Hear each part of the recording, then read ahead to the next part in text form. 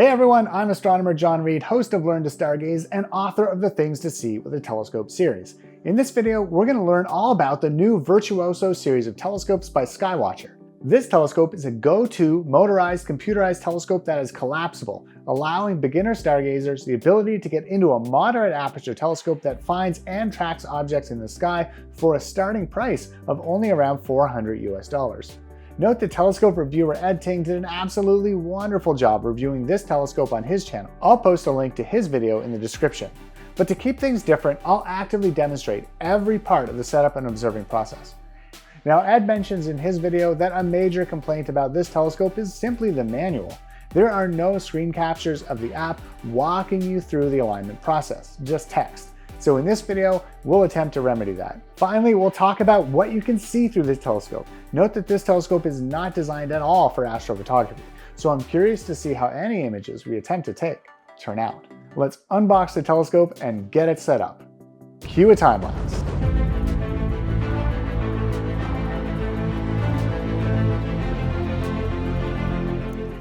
Okay, all right, we need to take a moment to thank the sponsor of this video, Allstar Telescope. Allstar Telescope has by far the best selection of quality telescopes of any telescope distributor. On most websites, you have to sort through pages of junky telescopes before you get to the good ones. Not here. Allstar Telescope's website is easy to use and they ship worldwide. Check out Allstar Telescope at allstartelescope.com. All right, real quick, let's run through the features of this telescope. This is a 130mm version of this telescope, and so these specifications will be specific to this model. Note that there is a 150mm version of this telescope as well. Now this telescope is based on the Skywatcher Heritage series of telescopes. Now one of the most unique features of these telescopes is the helical focuser. So if we put in an eyepiece here, we focus the telescope by twisting the eyepiece within the focusing assembly. You'll need to focus the telescope every time you switch eyepieces, and sometimes when you need to switch users because you're focusing the telescope to your prescription. This telescope features a 130mm mirror. That's about 5 inches, which puts this in the mid-sized telescope range. This is great because from dark skies, all of the popular deep sky objects will be in range of this telescope. Speaking of aperture, this is the most important quality of a telescope. Aperture determines how much light the telescope will collect and how detailed objects will appear. Higher apertures allow you to access higher magnifications without losing quality in the image.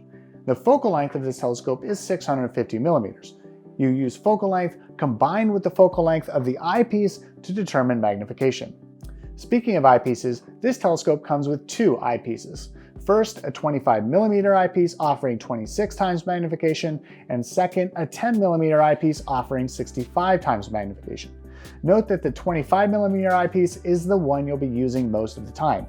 You'll use this for finding targets and for observing deep sky objects. You'll generally only use the 10mm eyepiece if you want a closer look at a planet or craters on the moon, maybe the Ring Nebula. Now to power the telescope, you'll generally use 8 AAA batteries and they'll go in here. Now I don't have 8 AAA batteries, my kids use them all on the Xbox, so I've got this 12-volt power tank by Celestron, and that should power the telescope sufficiently. Now if you look at the tube here, you'll see that it includes a Vixen-style dovetail. Now these are extremely common, and this means that if you wanted to, you could use this mount with other telescopes or use this telescope on other mounts. You can also use this bracket for sliding the telescope up and down on the mount. Now you'll need to do this if you're changing from a light eyepiece to a heavy one or adding a cell phone adapter or a camera. One thing you want to check is the balance of the telescope. So you can see here, if I release that clutch, the telescope is loose. What we need to do is adjust the telescope here until the telescope is perfectly balanced. Now the telescope does not come with a hand controller. They expect you to be able to use the telescope with your phone or to buy the Skywatcher hand controller separately. That said, after the telescope is set up, aligned with the phone and tracking, it has what are called dual encoders, which allows the telescope to track and maintain alignment even if you're using the telescope manually. In other words, just pushing the telescope with your hands instead of allowing the motors to do the work for you. On a side note, here's a thing I don't like about using a visual telescope with a phone. If you're driving the telescope around, you have to use arrow keys that are on the phone's screen. But if you're looking in the eyepiece, you can't tell where your fingers are on the phone screen. Now that's the advantage of using the hand controller. You can actually feel the buttons. The downside is that this hand controller is about $150, so you might want to try the used market if that's a bit much. One of the biggest selling points for this telescope is its portability. This is by far the smallest 5-inch telescope I can think of. The only exception is that time I put a Celestron C5 on my kid's mini Thomsonian mount, but that telescope was twice the cost. If you're traveling with this scope, it's extremely easy to collapse the tube and pack it for your vacation. Now we're going to pretend we're outside, we're going to boot up the telescope and connect the telescope to the phone via the SynScan app. First thing we need to do, in my case, is turn the battery on. Then we're going to turn the telescope on. Now the telescope will create its own Wi-Fi hotspot, which we'll need to connect to with the phone. So I'm going to go into the phone settings and select the SynScan Wi-Fi network. With the Wi-Fi connected, we can now open the SynScan app, and it should connect to the telescope automatically. Now the first thing we need to do is align the telescope to the sky. So we're going to click the alignment here, and we're going to use a north level alignment. Now we have to pick 2 bright objects in the sky, and this can be a bit challenging. You need to know what those objects are. So if I click on Cirrus, that's 1 bright star, and now it's actually going to give us a second list of stars because it's going to choose stars that are at a different place in the sky. Let's click Aldebaran, for example, and then begin alignment. It's going to ask us if the mount is level and pointed north. You can use your phone's compass to confirm that the telescope is indeed pointed north. And we're going to hit OK. Now, as you can see, the telescope is going to start moving all by itself. In this case, it's going to slew to where it thinks Cirrus is in the sky. Now, this is why it was really important to have the finder and the telescope pointed at exactly the same spot, because the next step is we need to manually slew the telescope to center Cirrus, because it's unlikely that the telescope pointed right at it right out of the gate. So we're going to use the arrow buttons on the screen to drive the telescope to Cirrus. Once it's in the finder scope and you've centered it in the eyepiece, we can hit OK. And now it's going to go to the second target that we chose, in this case, Aldebaran. Then again, you're going to center it in the finder and then the eyepiece. Once it's centered, you'll hit OK, and the alignment is complete. Now to find objects in the sky, we can simply click Deep Sky, for example, and choose an object from the Messier list. But you can see this app has no sky map. You literally have to know the number of the object you're looking for. In this case, if we want it to go to M42, we would type it in and hit Go To. If you're in the SynScan app and you want to find a planet, you would click on Solar System, and it will only list the planets that are above the horizon at the time. If you want to look for comets, you can click on comets. Now, you might only want to use the comet menu if there's a comet that's been mentioned in the media or the news, because that's probably the only comet that's bright enough to see with this telescope. You can look for double stars, and it's got a list here of the brightest double stars, or you could point the telescope at named stars. And a really fun thing to do here is to see the difference between different colors of stars. That can be a lot of fun. Arcturus, for example, is quite red, and Vega is very white. And of course, for deep sky objects, they give you 4 catalogs to choose from: the Messier list, the Caldwell list, the New General Catalog or NGC, and the IC list. For example, we could go to NGC 493, go, and it will go to that target.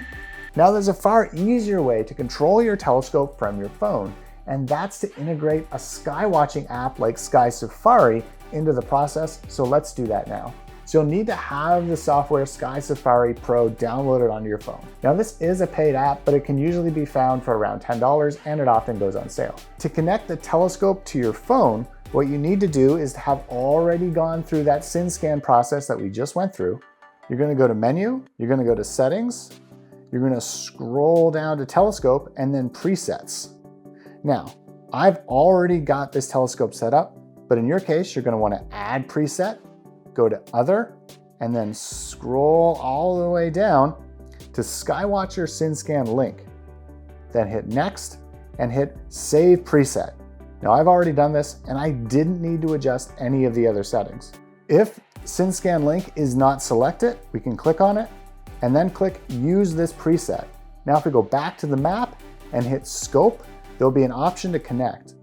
If we hit connect, the app will take you back to SynScan and then bounce you back into SkySafari. And now, using these arrows on the side of the app, we have control of the telescope within SkySafari. To find targets within SkySafari, say we want to go to Betelgeuse, we literally just click on Betelgeuse and hit Go To, and the telescope will automatically slew over to that star. Then we can make fine adjustments with the arrows on the side of the screen. And that's pretty much everything you need to know to be able to connect your app to the telescope and use it with SkySafari. All right, now we need to talk about collimation. Again, collimation is simply the alignment of the mirrors, and if the collimation is off, the view through the telescope will look distorted.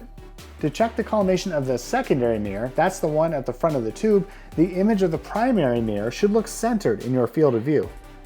I usually use the mirror clips as a guide. To check the collimation of the primary mirror, you look into the focuser and check to see that the reflection of the secondary mirror is centered in the image.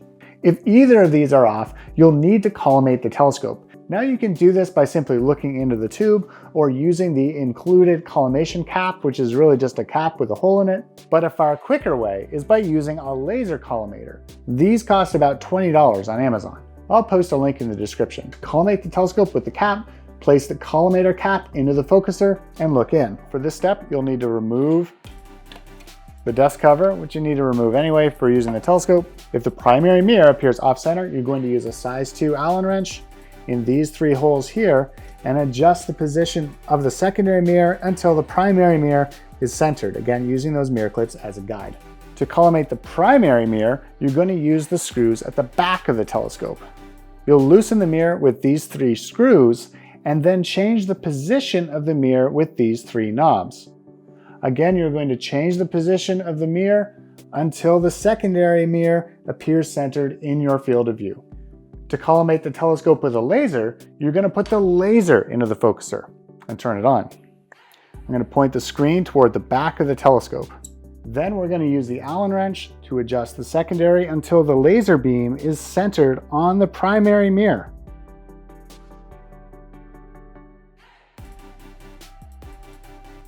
Then we need to move over to the rear of the telescope. Again, with the screen of the collimator pointed toward the rear, we can loosen these screws here and then adjust these knobs to place the beam in the center. All right, now it's time to take this telescope out under the stars and align it to the night sky. But before we do that, we'll need to align the finder, and that's better done during the day. All right, so we're outside, we've got the telescope set up and it's on a tripod. Now it's time to align the finder to the telescope. So we've got the telescope pointed at a distant cell phone tower. To align the finder to the telescope, the first step is to put in a low-powered eyepiece. I usually take off my glasses for this. And then I make sure that that tower is absolutely centered in the eyepiece. Now moving over to the finder, put my glasses back on. We turn the finder on with this knob here, make sure it's all the way up, and you should see a bright red dot in the screen. What we're gonna do is adjust this knob here to move the red dot left and right. And then we're going to use this knob here at the back to move that red dot up and down.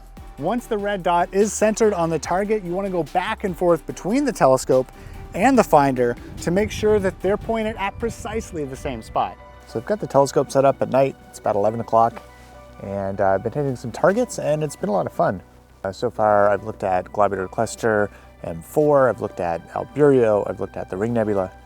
And I tried to use the eyepiece that came with the telescope, this guy, the 25mm, and I did notice that it made a big difference going to premium eyepieces, like a big difference. So if you're getting this telescope, it might be worth upgrading the eyepiece. The one I've got on here right now is an 18mm ultra wide field, and this is by SV Bony. It's actually a knockoff of the Telview Panoptic 18mm, and I think it does a really good job. The other eyepiece I was using is this 10mm Baader Hyperion eyepiece, very high quality, and that was really good as well for zooming in on the Ring Nebula, zooming in on Albireo, and so that made a big difference here tonight. Definitely know why people get this light baffle. When I was trying to film myself observing, it didn't work at all because any light coming off my filming light here was just getting inside the telescope, and that would translate into the eyepiece and it didn't work very well. So if you had a porch light or something in the background, that would affect this as well, and you wouldn't have a great view through the eyepiece just because of that background light. Aside from that, I've been using it in manual mode, so I've got it well balanced here. Whenever I change eyepieces, I definitely need to rebalance it, because otherwise it'll flop up or flop down. Really easy to use manually. It's been a lot of fun. I would be using the battery right now, but I've got it on my imaging rig doing something else. All right, on to imaging. Okay, now I'm going to show you how to connect a camera to the telescope and control it with a phone. Now there are a lot of different ways to do this. I'm going to be using an ASI Air, since basically I've forgotten how to use a laptop for this purpose. Now why would someone want to do this? Yeah, I said this telescope is not at all designed for astrophotography, but there is a new type of observing that's growing in popularity, and that's Electronically Assisted Observing, or EAA. At first, I wasn't going to try this. Then I discovered a YouTube channel called Dobsonian Power, which I'd literally never heard of before today, despite this astronomy YouTuber having almost 3 times as many subscribers as me. His name is Tiago, and he's from Portugal, and he has dozens, perhaps hundreds of videos where he uses this telescope to share live views of the night sky. Now typically with Dobsonians, it's very hard to connect a camera to the telescope because the telescope doesn't allow you to get the camera close enough to the primary mirror to achieve focus. But Tiago points out that with this telescope, that's not a problem because you can simply shorten the tube, which solves this issue. So if I was going to use this telescope for electronically assisted observing, here's what I do. Why is it called EAA if it's electronically assisted observing? It'd be EAO. Anyway, yeah. Now I'm going to use a camera with a fairly large sensor, not a planetary camera. I'm going to try the ASI 294 MC Pro. All right, so to connect the camera, I've got this T adapter here. I'll screw that into the camera, just like this, and then it should just pop into the focusing assembly, like that. Now you'll want to rebalance the telescope. Okay, to get everything to talk to everything else, you'll need to do the following. Plug in the camera to the ASI Air. The camera needs power. It'll get power from the ASI Air. I'm also going to power the mount from the ASI Air. Like that. And we'll power the ASI Air from the Celestron power tank. All right, now we'll turn everything on. Make sure the mount is on. Wait for the beep. We've got everything plugged in and everything's turned on. Now, here you may want to go through the previous alignment process with the SynScan app.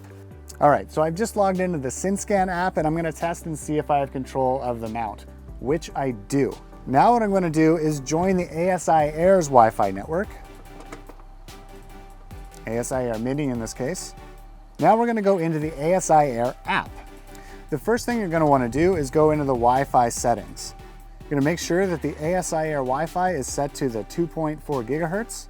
Now we're going to turn station mode on, and here you should see a list of Wi-Fi networks. We're going to click on SynScan, and that will join the ASI Air to the mount.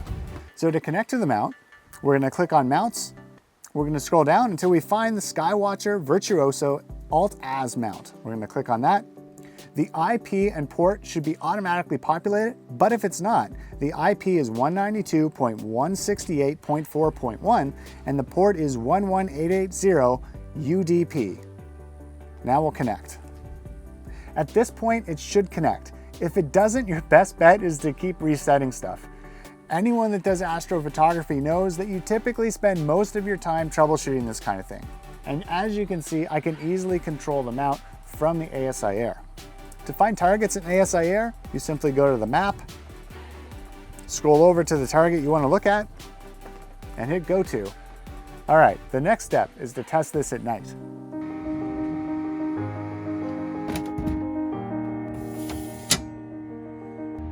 Got my 3D printed Batnoff mask, which I had to tape on because I wasn't perfect. And if we go over here, we can unzoom that. You can see we've got Vega here in the frame. Let's zoom in on it over here. And we can tell that it is in pretty good focus. All right, so it's a few nights later. We're back in the city, but we've got the telescope set up and prepared it for astrophotography, but really not astrophotography, more electronically assisted observing. And the reason why I'm saying that is because the telescope really doesn't track accurately enough to take long exposures. So if I set it on a target any more than a few seconds, and you'll see those star trails. But in terms of being able to find targets and show them on the screen, it does an okay job. It does take it a couple times to get there, for example. So let me go over to something like M13, so I can click on it in the ASI Air app, click Go To, and it'll get it in the vicinity. And then basically, in order to get precisely on target, what I've had to do is to take a photo, plate solve, and then tell it to go there again. One interesting thing about the ASI Air system and this mount is that it seems to want to go in the opposite direction of after it gets to the target when it's narrowing in. And so we actually every time have to stop it from slewing. I'm going to take a picture and then I'll plate solve it, which is usually pretty quick. And then we will slew again to the target. And you can see that we were pretty close there. Anyway, I was able to capture a 2-second exposure of the Ring Nebula, and I was able to capture a 2-second exposure of the Great Globular Cluster in Hercules.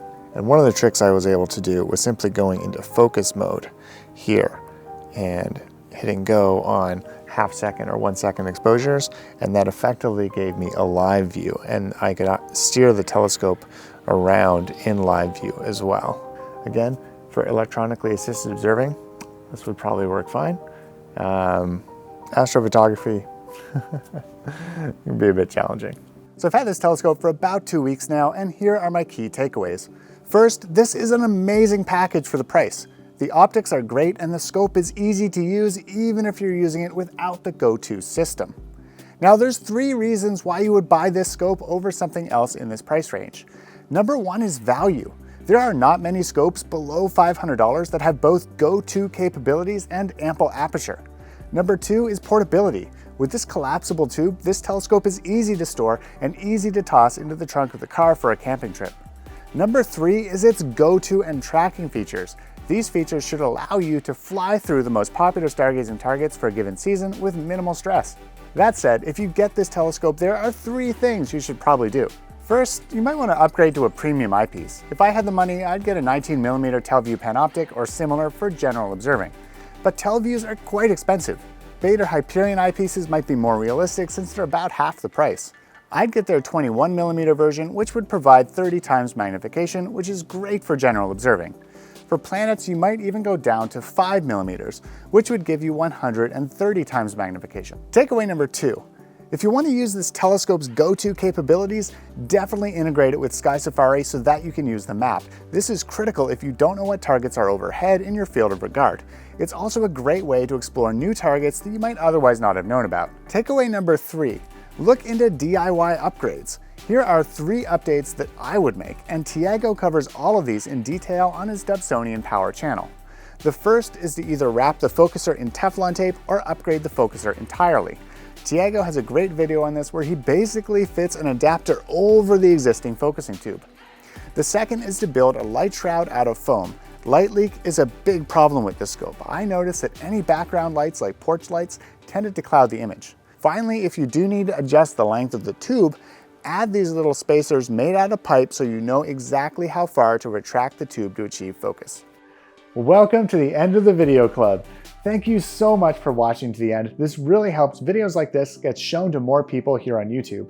For super fans like you, we're starting something new at Learn to Stargaze. If you want to get updates from me on upcoming books, like our binocular stargazing book, or when to tune in for YouTube live stream shows, go to our website, learntostargaze.com, and enter your email. For anyone that does this, we'll send you a free PDF logbook that you can print out so that you can track your progress and earn observing certificates from the Astronomical League in the USA or the RASC in Canada. Well, I hope you enjoyed this video on the Skywatcher Virtuoso series telescope. Special thanks again to Allstar Telescope for sponsoring this video. Subscribe to Learn to Stargaze to take your stargazing experience to the next level, and remember, the future is looking up.